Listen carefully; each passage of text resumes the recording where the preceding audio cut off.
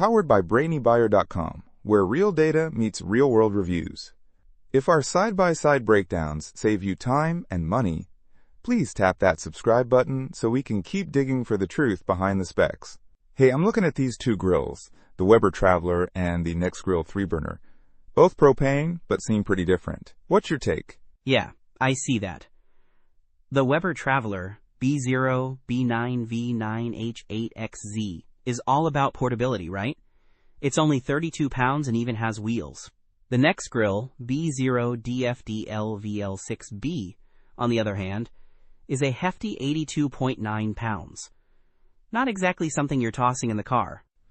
True. The Weber's product dimensions are 42.72, DX43.6 inches, WX37.2 inches H, so it's more compact, but the Nexgrill is 22.99, DX50.31, WX46.81 H, offering a larger cooking area. Speaking of cooking, what about power?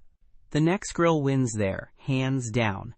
It boasts 40,500 BTUs across 3 burners, while the Weber only has 1 burner putting out 12,000 BTUs. So if you're cooking for a crowd, the Nexgrill will get the job done faster. Okay, power is a big plus for the Nexgrill, but what about space?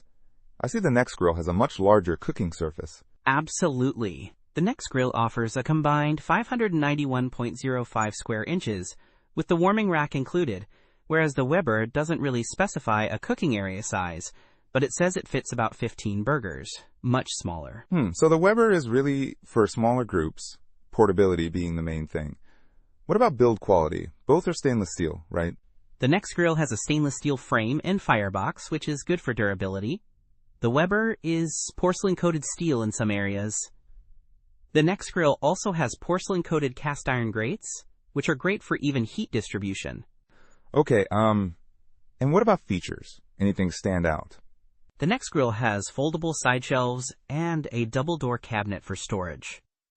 The Weber has tool hooks and a side table, which is nice, and a built-in thermometer like the Nexgrill. The Weber also has that cool one-handed setup and fold-down design. Right, I saw that. Makes it super easy to transport. What about customer reviews? The Weber has way more reviews, over 1,000, with an average of 4.6 stars. The Nexgrill only has 47 reviews and 3.8 stars, so that's something to consider.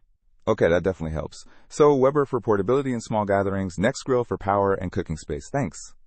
Don't miss out on our next in-depth review to help you make smarter purchasing decisions. Hit that subscribe button and the notification bell so you're always in the know.